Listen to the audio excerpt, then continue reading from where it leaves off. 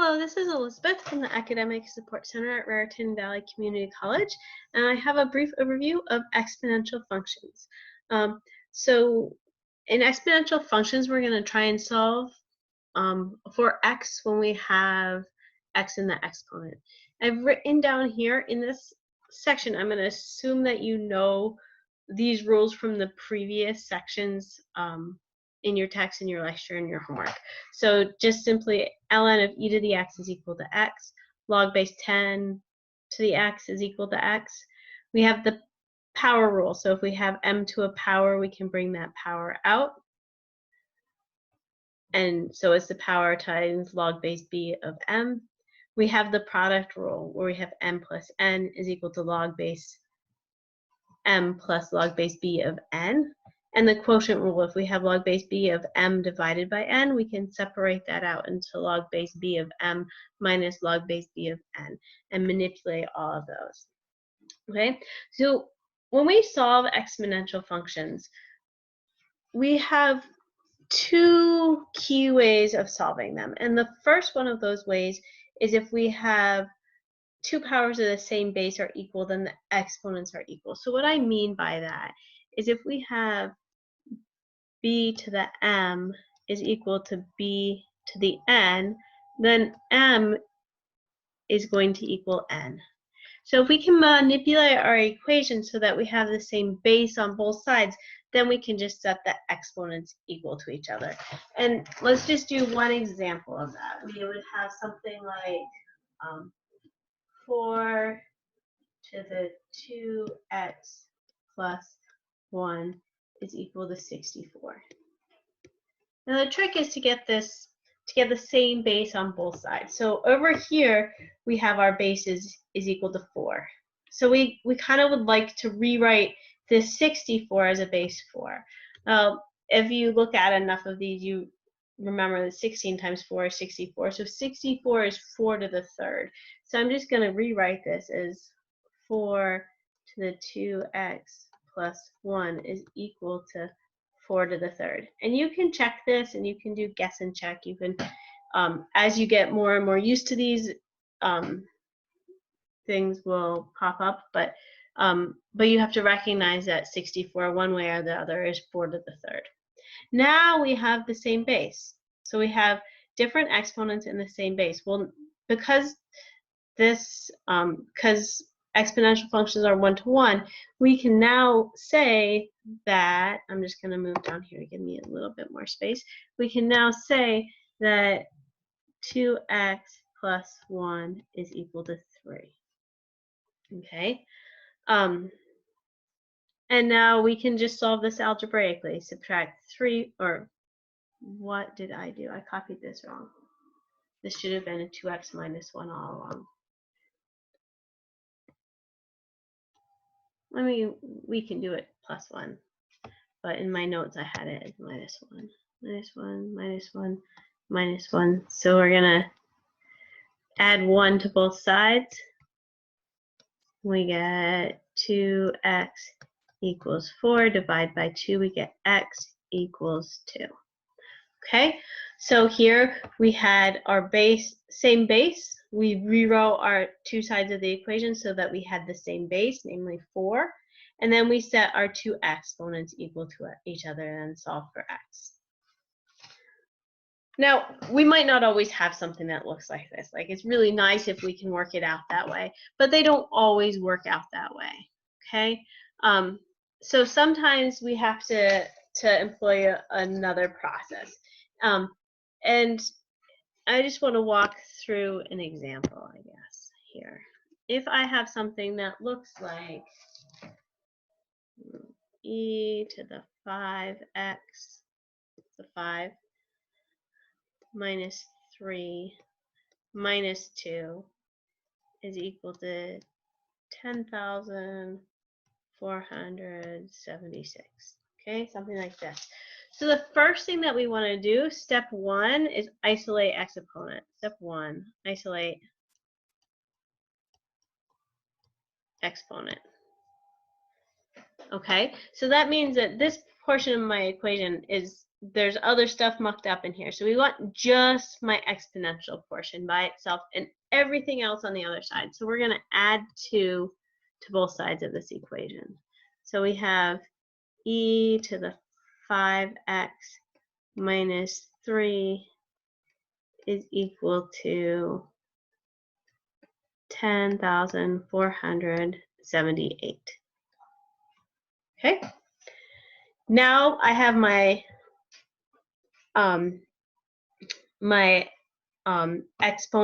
exponential portion isolated. I'm going to take the log of both sides. Both sides. Okay, so we want to take the log of both sides. Because this is base e, we want to take the natural log of both sides. If it was like a 3 to the 5x minus 3, we could just take the natural log of both sides and keep it as ln of 3. But we're going to take, here we're going to take the natural log of both sides. When we take natural log of e to the something, we just get that something back. So this is going to be 5x minus 3 is equal to the natural log of 10,478. And now we have kind of an algebraic function that we can simplify. So step 3 is to simplify. Okay, so we can add 3 to both sides. Sorry, I write big here. Add 3 to both sides. And we get 5x is equal to the ln of 10,478 plus 3. You can divide both sides by 5. So we get x is equal to the natural log of 10,478 plus 3 divided by 5. And if you put this into your calculator, this is approximately equal to 2.45. Okay? So again, let's see what we did here. So the first tool in our tool bag is that we can simplify and write them as the same base. The second tool in our tool bag is we can use logs to simplify our exponents. Okay, so the first step is we isolate our exponential portion of our equation. Everything else is simplified on the other side. We take the natural log of both sides, and then we go about simplifying this algebraically. Okay, we see a lot of this. This is really useful when we're looking at interest rates. So say I have, we're just going to bring up here a continuously compound, the formula for a continuously compounded interest. So we have A is equal to P e to the RT, where R is our rate expressed as a decimal and T is our time in years. So sometimes we'll want to know, like, well, like, how long is it going to take to double my money? How long is it going to take to triple my money? How long would it take to get 10 times as much as I invested? So say I wanted to invest $2,000. So we're investing $2,000 within a kind of stable account that has 8.2% annual interest, and we're compounding that annually. We want to know how long it will take to get 10 times as much money, or $20,000 in that account. Okay, so we can plug this all in. We want to solve for our t. So if our A is our accrued amount, so that's going to be 20,000 equals 2,000, which is our principal, times e to the r. 8.2, we want to convert that to decimal, so that's 0.082 times t. So we want to solve for t. So again, we want to go through these steps. We want to isolate the exponential portion of this function. So we can divide both sides by 2,000.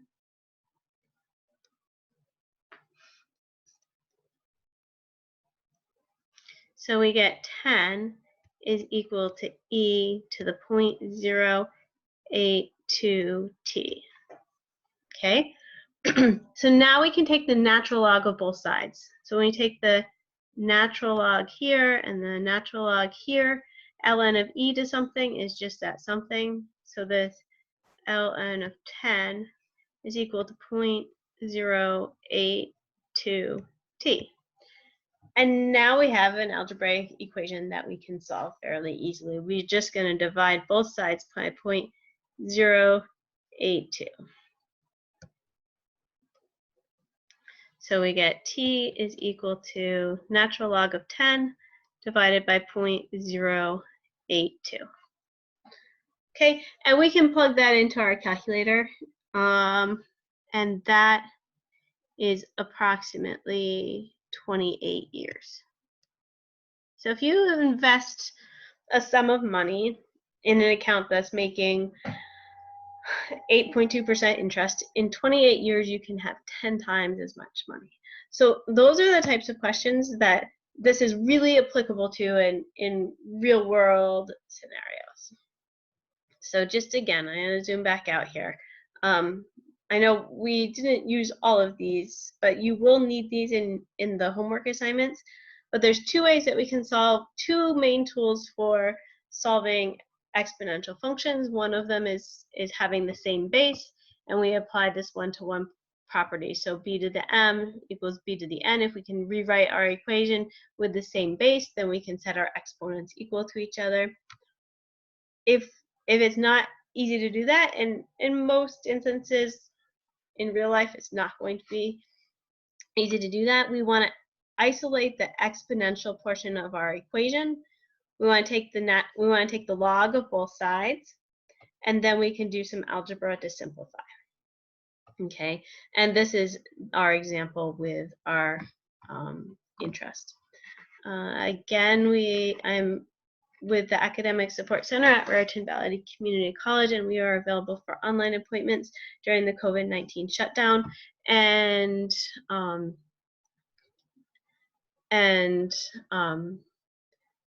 when everything goes back to normal, we're on campus for tutoring support. So if you have any questions, please don't hesitate to reach out. Thank you.